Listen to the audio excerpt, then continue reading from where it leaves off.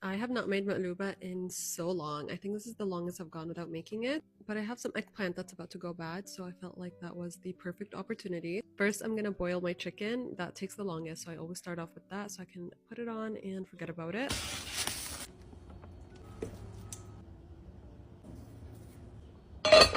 I cannot find my bay leaves for the life of me. I swear I just bought like a new bag, but whatever. So normally I would also add bay leaves. Now I'm gonna cut up all my vegetables, which is the best part about matluba. People do cauliflower, potatoes, eggplant, carrots, which to me is criminal, but you do you. I like to do potatoes and eggplants, onions, and garlic.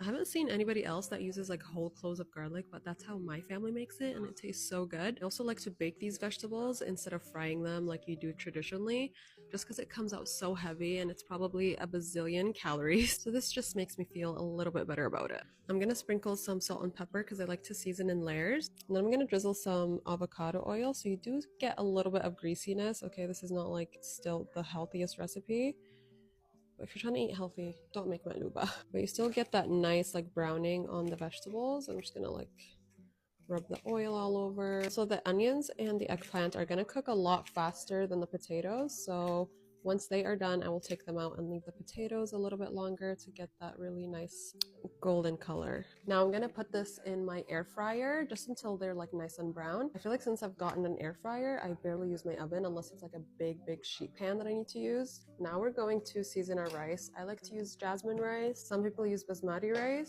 I feel like the best part of matluba is that it gets like a little bit mushy and just like everything's like married together. And that will not happen with basmati rice. We always use jasmine.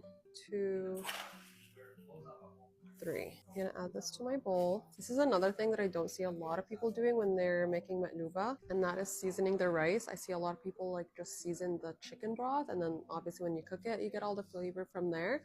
But this is how my family makes it, and I feel like honestly, it tastes really good. So that's how I always do it.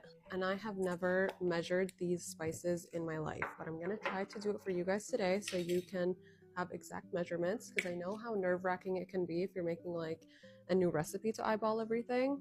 But for me, because I've made it so many times, it's just like I can just know when it tastes good, you know? So I'm gonna do a tablespoon of salt, and we're gonna do some cinnamon, which I know sounds weird, but I swear it's good. Think a quarter teaspoon of cinnamon. Quarter teaspoon. Now for 7 spice. This is the most important spice and ingredient in matluba. Okay, we're gonna add a lot of this. Let's see. 1 teaspoon, 2 teaspoons, 3 teaspoons. That's probably good.